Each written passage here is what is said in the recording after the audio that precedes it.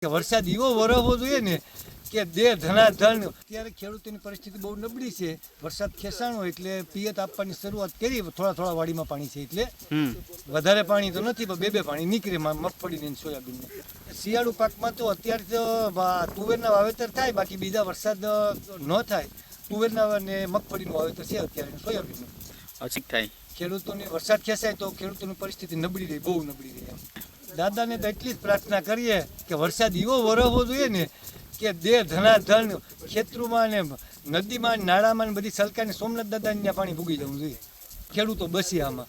બાકી આમાં ખેડૂતો કે સોયાબીન કે માંડવીથી કે એની ભરપાઈ થાય, એની શિયાળુ પાક ને વરસાદ વધારે થાય તો જ ખેડૂતોને લાભ થાય. અમારે મગફળીનું વાવેતર કરેલું છે, વચ્ચે તુવેરનું વાવેતર કરેલું છે અને સોયાબીન પર છે.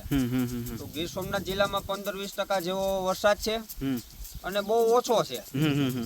તો ભગવાનને અમે એટલી જ પ્રાર્થના કરીએ કે વરસાદ થવો જોઈએ, અને 15-20 દિવસથી તો થયો જ નથી જરાય.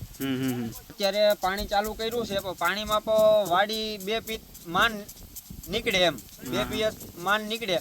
પ્લસ શિયાળુ પીઠ થાય નહીં. તો ભગવાનને સોમનાથ દાદાને એટલી જ પ્રાર્થના કરીએ કે વરસાદ વહરવો જોઈએ. તો બહુ નબળી પરિસ્થિતિ આવે અને શિયાળુ પીઠ પર લઈ ન શકાય.